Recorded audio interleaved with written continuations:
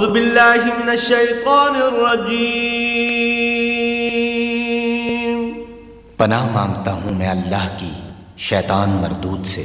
بسم اللہ الرحمن الرحیم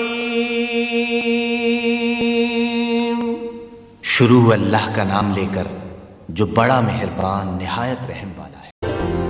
مومن کا مسلمان کا ایمان ہے رمضان، ایمان ہے رمضان، ایمان ہے رمضان، اے پرچم توحید تیری شان ہے رمضان، ایمان ہے رمضان، ایمان ہے رمضان، رمضان رمضان ایمان رمضان، رمضان رمضان ایمان رمضان، آمد ہے تیری آمد۔ السلام علیکم ورحمۃ اللہ وبرکاتہ۔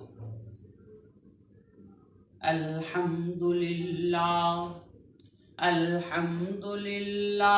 نحمدہ ونستعینہ ونستغفرہ ونؤمن بہ ونتوکل علیہ ونعوذ باللہ من شرور انفسنا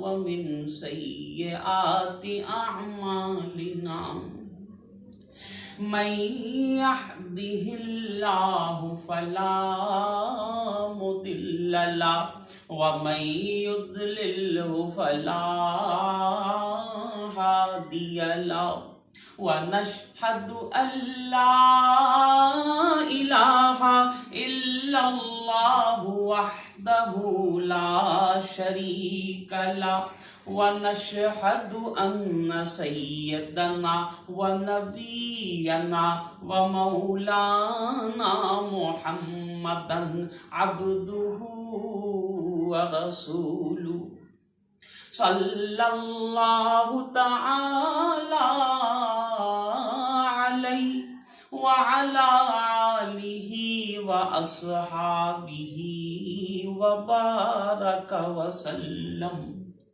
اما بعد فاعوذ باللہ من الشیطان الرجیم،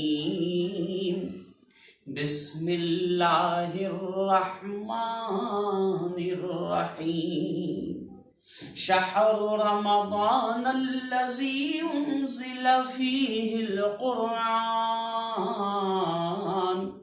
انزل فیہ القرآن ہدی للناس وبینات من الہدی والفرقان۔ صدق اللہ مولانا العظیم وصدق رسولہ النبی الکریم ونحن علی ذلک من الشاہدین والشاکرین والحمد للہ رب العالمین۔ پیارے حاضرین، اللہ پاک نے ہم سب کو یہ خوش نصیب موقع دیا، یہ رمضان کی سعادت ہم سب کے نصیب میں اللہ پاک نے لکھ دیا اور روزہ رکھنے کی توفیق عطا فرمائی۔ یہ بے شک رب خدا کی بہت عظیم ترین مہربانی ہے ہم سب پر۔ پیارے حاضرین، رمضان وہ عظیم مہینہ ہے جو مہینہ میں قرآن نازل ہوا، یہ وہ عظیم مہینہ ہے جو مہینہ میں ہم روزہ رکھتے ہیں، یہ وہ عظیم مہینہ جو مہینہ میں ہم لوگ تراویح پڑھتے ہیں، اور یہی عظیم مہینہ ہے جس مہینہ میں لیلۃ القدر خیر من الف شہر، یہ رات اللہ پاک نے چھپا کے رکھا ہے۔ پیارے حاضرین، ہم سب انشاءاللہ العزیز کوشش تو ضرور کریں گے اور اللہ پاک سے دعا بھی کی گزارش کریں گے جیسے اللہ پاک ہم سب کو رمضان کی پوری روزہ بخوبی اور اس کے حقوق کے ساتھ رکھنے کی توفیق عطا فرمائے۔ پیارے حاضرین، روزہ کہاں سے آیا؟ اسلام میں یہ ہم سب کو جاننا بہت ضروری ہے۔ ہجرت کے بعد، ہجرت کے دوسرے سال، پیارے نبی حضور حضرت محمد رسول اللہ صلی اللہ علیہ وسلم نے مدینہ میں جا کر تب اعلانیہ روزہ مسلمان پر رمضان کا روزہ فرض ہو چکا، یعنی کہ دوسرے ہجری سے ہجرت کے دوسرے سال سے مسلمان پر رمضان کا 1 مہینے کا روزہ رکھنے کا حکم نافذ ہو چکا تھا اور سبوں کو فرضیہ طور پہ یہ رکھنا پڑتا تھا۔ اس سے پہلے اعلان نبوت کے بعد سے لے کے رمضان کے پہلے تک، روزہ کے پہلے تک پیارے حبیب کے امتیوں کے لیے جو چیز فرض تھا وہ تھا ایام 20 کا روزہ. اور اس بات کا دلیل ہمیں ملتا ہے یہ ہوا جا کے سورہ البقرہ کے 183 نمبر آیت میں، جہاں اللہ پاک فرماتے ہیں یا ایھا الذین آمنوا کتب علیکم الصیام کما کتب علی الذین من قبلکم لعلکم تتقون. ہے ایمانداروں، میں نے تم سب پر روزہ فرض کیا ہے، ٹھیک اسی طرح جس طرح پہلے کے لوگوں پر روزہ فرض کیا گیا تھا، جیسے تم تقوی اختیار کر سکو. یہاں پر اللہ فرماتا ہے پہلے کے لوگوں کے اوپر. یہ پہلے کے لوگ کون ہیں؟ بنی اسرائیلی کے اوپر بھی روزہ فرض تھا. ایام 20 کا روزہ ہم لوگوں کے لیے فرض تھا، اور قبل از رمضان کا روزہ یہ ایام 20 کا روزہ بھی مسلمانوں کے لیے فرض تھا. 13، 14، 15 اس 3 دن پیارے نبی روزہ رکھتے تھے، صحابہ کرام بھی روزہ رکھتے تھے. اور جب یہ آیت کریمہ نازل ہوا شہر رمضان الذی انزل فیہ القرآن ھدی للناس وبینات من الھدی والفرقان، یہ آیت کریمہ جب نازل ہوا، یہ آیت کریمہ نازل ہونے کے بعد وہ جو 13، 14، 15 ایام 20 کا روزہ تھا، یہ روزہ کا حکم فرض سے گھٹ کے نفل میں آ گیا. یعنی کوئی چاہے تو رکھے، نہ چاہے تو مت رکھے. نہ رکھنے سے کوئی گناہ نہیں ہوگا، رکھنے سے نفل کا ثواب ہوگا. اور رمضان کا روزہ سبوں کے لیے اللہ پاک نے فرض کر دیا. روزہ یہ خصوصی عمل ایسا ہے، دنیا میں اللہ پاک نے ہر نعمتوں کا جزا کیا ہوگا اللہ پاک نے یہ بتا دیا، مگر روزہ یہ واحد عمل ہے جس کا جزا اللہ پاک نے اپنے پاس محفوظ رکھا. کیوں محفوظ رکھا؟ کیونکہ نماز، زکوٰۃ، یہ سب جو عبادت ہے یہ بندہ کے طور پہ ہم کرتے ہیں، مگر روزہ یہ واحد عبادت ہے جس میں بندہ ایک لمحے کے لیے، دن کے کچھ گھنٹوں کے لیے اپنے آپ کو خدا کے رنگ میں رنگ دیتا ہے. میرے رب کا بہت عظیم ترین ایک فہم ہے، میرے رب کا بہت عظیم ترین ایک شان ہے. میرے رب کچھ کھاتا پیتا نہیں ہے، وہ کھانے پینے کے ضرورت سے بالاتر ہے. اور اسی طرح ہر سال رمضان میں مسلمان لوگ یہ کوشش کرتے ہیں سحری سے لے کے افطاری کے اس 12-14 گھنٹے میں اللہ پاک کے اس رنگ میں خود کو رنگ جانا. اسی بات کو اللہ پاک قرآن الکریم میں فرماتے ہیں صبغۃ اللہ ومن احسن من اللہ صبغہ.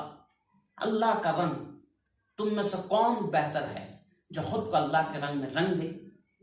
اور روزہ یہ وہ چیز ہے جہاں اللہ پاک کا صفت کے ساتھ بندہ اپنے آپ کو جوڑنے کی ایک معمولی کوشش کرتا ہے.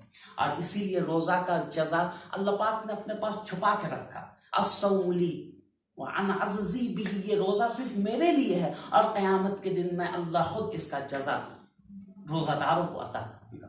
اور روزہ کا بہت اہم ایک فضیلت میں آپ سب کو بتانا چاہتا ہوں. دنیا داری میں ہم لوگ ایک ڈسکریمنیشن کے اکثر ہم سب کو پڑھنا پڑتا ہے. وہ ڈسکریمنیشن کیا ہوتا ہے؟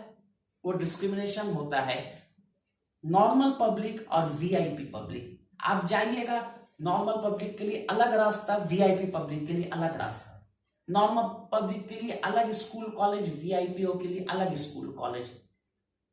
یہ دنیا کا دستور ہے. مگر اللہ پاک جنت میں جانے کے بعد بھی جنت میں جانے کے لیے ایک وی آئی پی دروازہ روزہ داروں کے لیے بنا دیں گے. دنیا کا یہ جو چیز ہے بہت سارے ہم لوگ عام انسان چاہ کے بھی نہیں کر سکتا، وہ وی آئی پی اسٹیٹس میں نہیں جا سکتا. مگر اللہ پاک نے بہت آسانی سے ہم سب کو موقع دیا ہے جو زیادہ محنت نہیں کر کے صرف اللہ پاک کا حکم حساب سے دنیا کا زندگی گزار کے اور روزہ کا صحیح حق ادا اگر ہم کر سکے تو اللہ پاک فرماتا ہے، حدیث شریف میں آتا ہے جنت کے بہت سارے دروازے ہوں گے، روزہ دار کے لیے ایک خاص دروازہ ہوگا جس کا نام ہے ریان.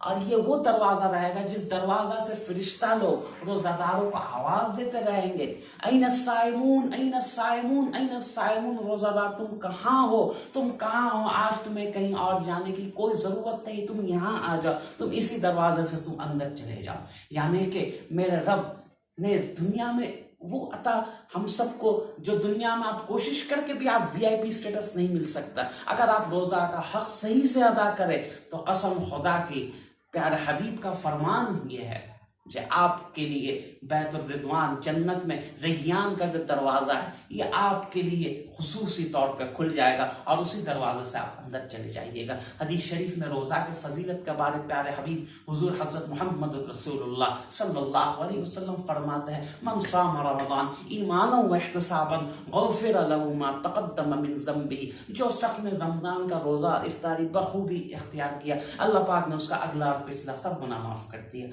پیارے حاضرین، ایسا عظیم ترین موقع ہم سب کو ہمیشہ نہیں ملتا، اور روزہ رکھنے کا مقصد کیا ہے؟ تقوی اختیار کرنا۔ ہم سب اکثر بولتے رہتے ہیں تقوی مانے خوف خدا، یہ خوف خدا بھی صحیح ہے مگر یہ 100% صحیح نہیں ہے۔ عربی میں خوف کے لیے جو الفاظ استعمال ہوتا ہے اس کے لیے عربی خوف عربی ہی لفظ ہے، جیسے قرآن کریم میں اللہ فرماتے ہیں الا ان اولیاء اللہ لا خوف علیہم ولا هم یحزنون۔ یہاں پر جو خوف کو بتایا گیا یہ ڈر کا چیز ہے، کچھ خطرناک چیز سے تم ڈر جاؤ۔ آپ رات کو جا رہے ہیں اندھیرے میں، آپ نے ایک سانپ دیکھ لیا، بچھو دیکھ لیا، یہ خوف سے ڈر رہے ہیں۔ یہ سانپ کو جو آپ ڈر رہے ہیں یہ خوف ہے، یہ سانپ سے آپ کا نقصان ہو سکتا ہے، مگر کوئی بچہ اگر اپنے ماں سے ڈرتا ہے، اپنے والدین سے ڈرتا ہے، یہ تو انہیں کوئی نقصان نہیں پہنچائے گا، یہ عزت سے ڈرتا ہے، ادب سے ڈرتا ہے، اور اسی کو تقوی کہتے ہیں۔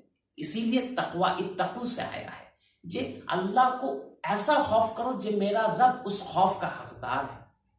اور تقوی کا ایک ڈیفینیشن ہمیں ملتا ہے حضرت عمر فاروق رضی اللہ تعالیٰ عنہ کے ایک خوبصورت واقعہ کے طور پہ۔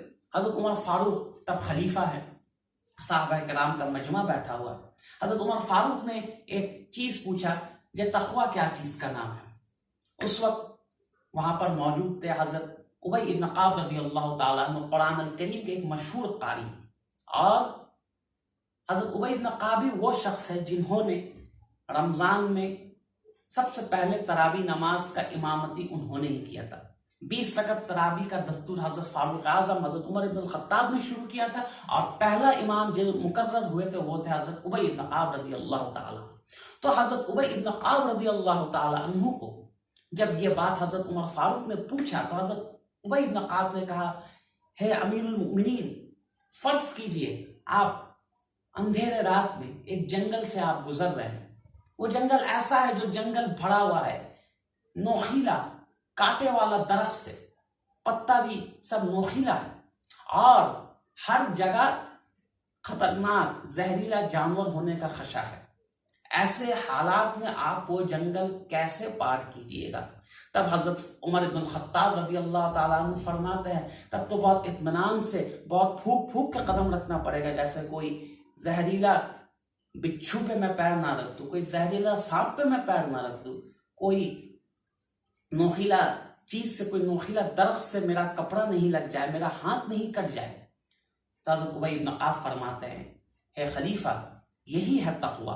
فرض کیجئے وہ جنگل ہے دنیا، دنیا ہی وہ جنگل ہے جہاں ہر موقع پہ، ہر موڑ پہ شیطان کا دھوکہ اور وسوسہ ہے، اور ہم سب کو وہ سب کو چھوڑ کے اللہ پاک کے رضامندی کی طرف جانا ہے۔ اور جیسے آپ یہ جنگل بڑے احتیاط سے پار کیجئے گا، دنیا کا سفر بھی اگر آپ وہ احتیاط سے پار کر سکے تب یقیناً یقیناً وہی تقوی ہوگا۔ یہ سرائے دہر بخدا کسی کا مقام نہیں، جو تھے کل اس میں مقیم کہیں آج ان کا نام و نشان نہیں۔ یہ دنیا ایسی جگہ ہے، مسافر خانہ ہے، یہاں ہمیشہ کا رہنمائی، ہمیشہ کے لیے گزارش کا جگہ کسی کا نہیں ہے۔ جو آج ہے وہ کل نہیں ہے، اور بہت سارے مربی ہمارے ساتھ تھے جو گزشتہ رمضان میں ہمارے ساتھ تھے، آج ہمارے ساتھ نہیں ہیں، اور یہ بھی ممکن ہے جو ہمارے ساتھ آج ہیں وہ آئندہ روزہ میں ہم سب کے ساتھ نہ ہو۔ اسی لیے یہ بات کو نوٹ فرما لیجئے، جو دنیا میں ہے دنیا میں ہمیشہ نہیں رہنا، دنیا میں ہو دنیا کا طلبگار نہیں ہو، بازار سے گزرا ہوں خریدار نہیں ہو۔ ہمیں یہاں کے لیے زیادہ خواہش نہیں رکھنی چاہیے، یہی سمجھنا چاہیے مسافر خانہ ہے اور اللہ پاک کے پاس رجوع کر جانا پڑے گا۔ اسی بات کو اگر ہم زہر نظر رکھ کے اگر ہم لوگ روزہ رکھ سکے تو یقیناً یہ ہم سبوں کے لیے آخرت میں شفاعت کا باعث ہوگا۔ آئیے ہم سب اللہ پاک کے جانب دعا کرتے ہیں جیسا اللہ پاک روزہ، سحری اور افطاری یہ سب کے ذریعے ہم سب کو اپنا مقبول بندہ بننے کی توفیق عطا فرمائے۔ ربنا تقبل منا انک انت السمیع العلیم، ربنا فاغفر لنا ذنوبنا وکفر عنا سیئاتنا وتوفنا مع الابرار۔ یا اللہ، یا ارحم الراحمین، یا غفور الرحیم، رمضان کا روزہ آپ سب قبول کر لیجئے۔ یا ارحم الراحمین، یہ روزہ میں جو کم بیشی گناہ خطا ہو چکا اسے معاف فرما دیجئے۔ رمضان کا سب روزہ صحیح طور پر ہم رکھ سکیں، توفیق عطا فرمائیے۔ یا ارحم الراحمین، روزہ، سحری، افطاری، تراویح، شب قدر یہ سبوں کا نعمت سے ہمیں مالا مال کر دیجئے۔ یا اللہ، یہ سب کے وسیلے سے ہم سبوں کو جنت میں جانے کی آسانی دیجئے، جہنم کا آگ ہم سب سے حرام ہو جائے، یہ توفیق عطا فرمائیے۔ اے خالق ہر بلند پستی، شش چیز عطا بے گنت ہستی، ایمان و امان و تندرستی، علم و عمل و فراغ دستی، بے وسیلتی سید المرسلین، بحق لا الہ الا اللہ محمد الرسول اللہ۔ السلام علیکم ورحمۃ اللہ وبرکاتہ۔ صلی علی محمد صلی